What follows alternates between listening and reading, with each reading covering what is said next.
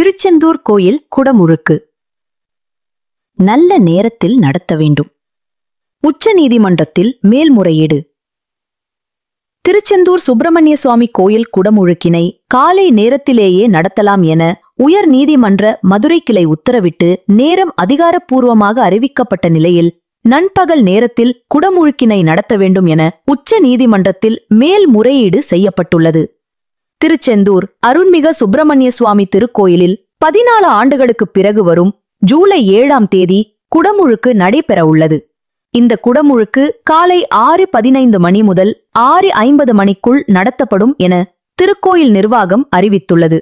ஆனால் இதற்கு பதிலாக மதியம் 12:05 முதல் 12:47 மணிக்குள் நடத்த வேண்டும் எனவும், இந்த நேரத்தில் தோஷங்கள் இல்லாத நல்ல முகூர்த்த நேரம் உள்ளது எனவும், அதனால் இந்த நேரத்தில் குடமுழுக்கினை நடத்திட வேண்டும் என கோயில் விதாயகர் தரப்பில் கூறப்பட்டது.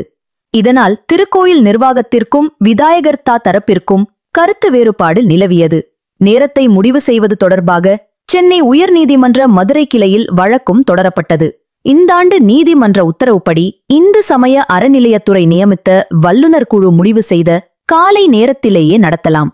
ஆனால் வரும் காலங்களில் திருச்செந்தூர் கோயிலில் நடக்கும் விழாக்களின் போது விதாயகர்த்தாவிடம் எழுத்துப்பூர்வமாக விளக்கம் பெற வேண்டும் என மதுரை கிளை உத்தரவிட்டது. இதனையடுத்து திட்டமிட்டபடி காலை 6:55 மணி முதல் 6:50 மணிக்குள் குடமுழுக்கு நடைபெறும் என திருக்கோயில் சார்பில் இணை ஆணையர் ஞானசேகரன் அதிகாரப்பூர்வமாக அறிவித்துள்ளார்.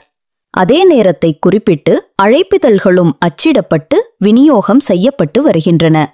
இந்த நிலையில் திருச்செந்தூரைச் சேர்ந்த சிவராம சுப்பிரமணிய சாஸ்திரிகள் உச்ச நீதிமன்றத்தில் குடமுழுக்கு நேர விவகாரம் தொடர்பாக மனு தாக்கல் செய்துள்ளார்.